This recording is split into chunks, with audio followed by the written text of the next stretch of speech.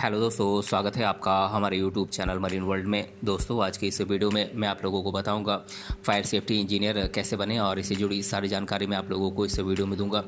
दोस्तों, वीडियो में आगे बढ़ने से पहले मैं आपसे रिक्वेस्ट करना चाहूँगा कि अगर आपने अभी तक इस चैनल को सब्सक्राइब नहीं किया है तो इसे ज़रूर सब्सक्राइब कर लीजिएगा और अगर ये वीडियो अच्छा लगे तो इसे शेयर जरूर कीजिएगा। तो चलिए दोस्तों, इस वीडियो को स्टार्ट करते हैं। दोस्तों, आज के समय में युवाओं के लिए बहुत सारे कैरियर के अवसर उपलब्ध हैं, बस इसके लिए युवाओं को मेहनत करने की ज़रूरत है।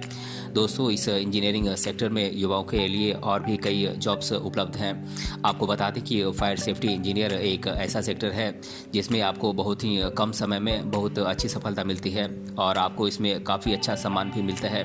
दोस्तों, इसीलिए फायर सेफ्टी इंजीनियर का फील्ड बहुत तेज़ी से ग्रो कर रहा है, जिससे ज़्यादातर युवा फायर सेफ्टी इंजीनियर बनना चाहते हैं और फायर सेफ्टी इंजीनियर बनकर लोगों की मदद करके एक अच्छा कैरियर बनाना चाहते हैं। दोस्तों, अगर आप भी फायर सेफ्टी इंजीनियर बनकर एक अच्छा कैरियर बनाना चाहते हैं और फायर सेफ्टी इंजीनियर कैसे बने इसकी जानकारी तलाश रहे हैं तो आपको कहीं और जाने की ज़रूरत नहीं है, क्योंकि इस वीडियो में हम आपको बताएंगे कि फायर सेफ्टी इंजीनियर कैसे बने, फायर सेफ्टी इंजीनियर बनने के लिए क्या करें और इसके लिए क्या क्या योग्यताएं होनी चाहिए। साथ ही फायर सेफ्टी इंजीनियर बनने के लिए कौन कौन से कोर्सेज उपलब्ध हैं और फायर सेफ्टी इंजीनियर बनने के लिए इंडिया में कौन कौन से कॉलेजेस हैं और इसमें जॉब प्रोफाइल कैसा होता है और उन्हें सैलरी कितनी मिलती है, इससे जुड़ी तमाम जानकारी मैं आप लोगों को आज की इस वीडियो में देने वाला हूं। इसीलिए इस वीडियो को अंत तक जरूर देखिएगा। दोस्तों, फायर सेफ्टी इंजीनियर के बारे में बात करें तो फायर सेफ्टी इंजीनियर को अग्नि सुरक्षा अभियंता भी कहा जाता है, जो आग के जोखिम को कम करने के लिए संरचना की वास्तुकला और डिज़ाइन को तैयार करता है।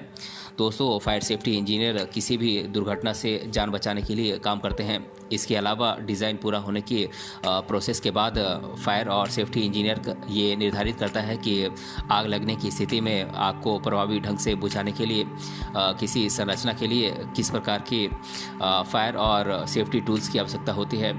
दोस्तों, फायर सेफ्टी इंजीनियर्स को आमतौर पर अलग अलग सिस्टम्स का एक मजबूत कामकाजी नॉलेज होता है, तभी वे भयानक आग को बुझाते हैं और आग में फंसे लोगों को बचाते हैं।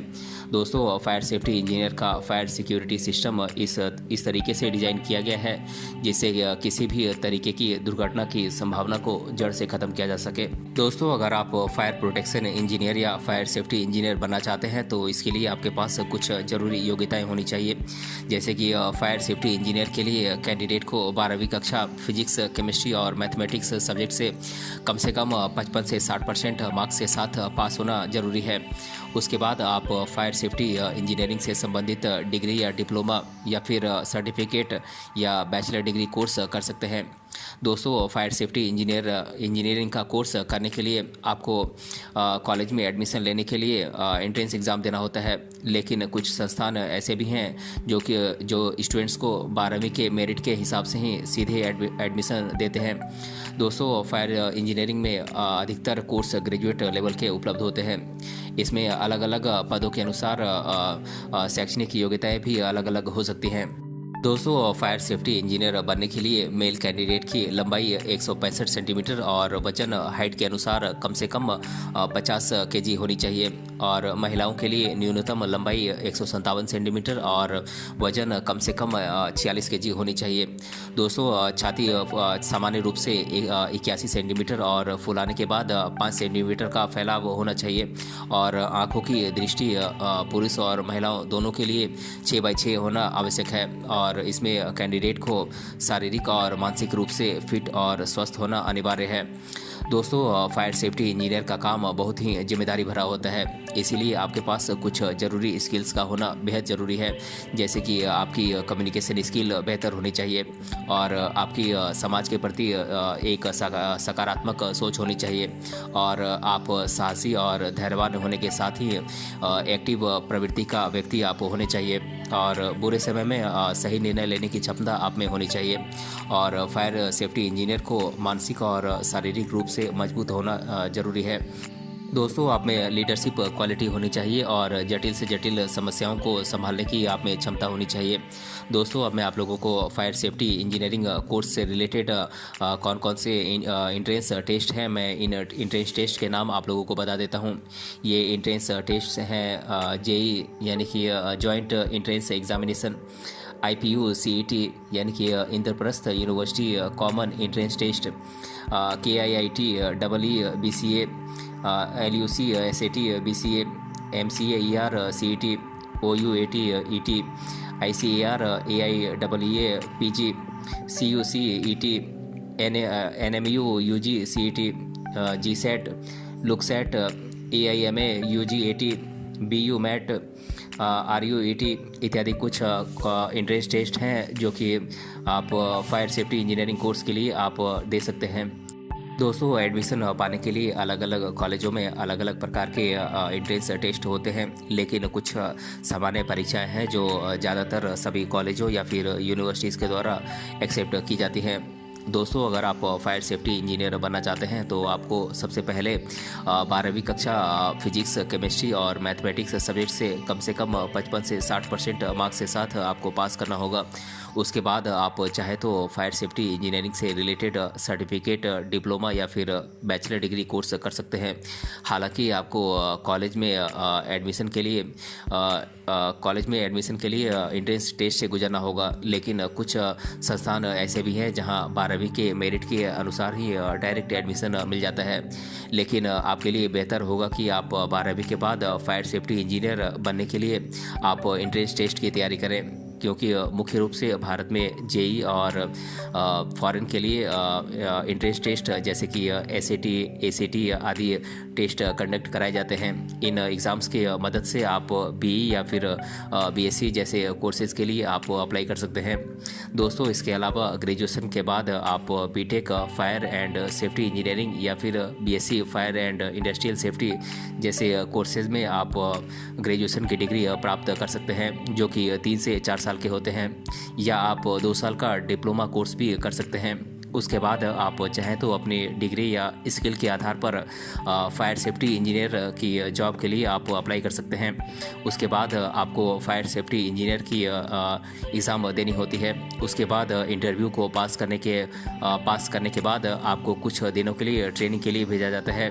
जैसे ही आप अपना ट्रेनिंग पूरा करते हैं, आपको फायर सेफ्टी इंजीनियर का पोस्ट दिया जाता है। दोस्तों, आपको बता दें कि फायर सेफ्टी इंजीनियरिंग में अलग अलग सब्जेक्ट्स में ट्रेनिंग दी जाती है, जैसे कि practical training, fire fighting training, fire fighting resource training, fire safety risk assessment, accidental investigation, fire hazard disaster management plan, rescue operations, pumps and hydraulics, fire fighting vehicles, types of fire, causes and reason of fire, fire prevention, fire extinguisher and its components, fire protection and mitigation system, or different types of firefighting equipment and its uses। दोस्तों, बात करें fire safety engineer बनने के लिए courses की, तो ये courses हैं certificate courses, diploma courses, bachelor courses, PG courses और पोस्ट ग्रेजुएट कोर्सेज़। दोस्तों, बात करें फायर सेफ्टी इंजीनियर के लिए सर्टिफिकेट कोर्सेज़ की, तो ये सर्टिफिकेट कोर्सेज़ हैं certificate in disaster management, certificate in fireman training और certificate in security and fire prevention. दोस्तों, अगर आप 12वीं के बाद ITI में कोई फायर कोर्स करना चाहते हैं तो आप ये कोर्सेज़ कर सकते हैं। ITI fireman course, ITI fire technology and safety management. दोस्तों, बात करें फायर सेफ्टी इंजीनियर बनने के लिए डिप्लोमा कोर्सेज़ की, तो ये डिप्लोमा कोर्सेज़ हैं diploma in fire and safety management, diploma in fire and safety engineering और diploma in fire and safety technology.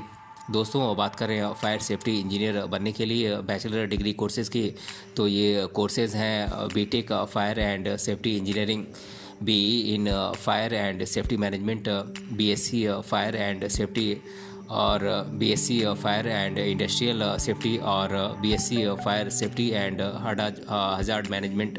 दोस्तों, बात करें फायर सेफ्टी इंजीनियर बनने के लिए PG कोर्सेज़ की, तो ये कोर्सेज़ हैं PG diploma in fire safety and hazard management और PG diploma in fire and safety management. दोस्तों, बात करें फायर सेफ्टी इंजीनियर बनने के लिए पोस्ट ग्रेजुएट कोर्स की, तो ये कोर्स है post graduate diploma in fire and safety engineering. दोस्तों अब मैं आप लोगों को फायर सेफ्टी इंजीनियरिंग कोर्स के लिए इंडिया के टॉप कॉलेजेस के नाम आप लोगों को बता देता हूँ। ये कॉलेजेस हैं national fire service college Nagpur, national institute of engineering Mysuru, defence institute of advance technology Pune, Sandeep university Nashik, Suraksha fire and safety college Karnataka, GS university Sikohabad, IIT Kharagpur, Swami Vivekananda university Sagar, Cochin university of science and technology, university of petroleum and energy studies Dehradun, Rajiv Gandhi institute of steel technology Bellary और Noorul Islam centre of higher education Kanyakumari. दोस्तों fire safety engineer का काम बहुत जोखिम भरा और चुनौतीपूर्ण काम होता है और इनका काम आग से जुड़ा होता है। जैसे किसी घटना स्थान में जाकर आग बुझाना, आग में फंसे लोगों को बचाना, दुर्घटना के समय आग के प्रभाव को ख़त्म करना, फायर सेफ्टी टूल्स का उपयोग करना और आधुनिक उपकरणों का उपयोग करते हुए उनका रखरखाव करना आदि काम जिम्मेदारी से पूरा करना होता है।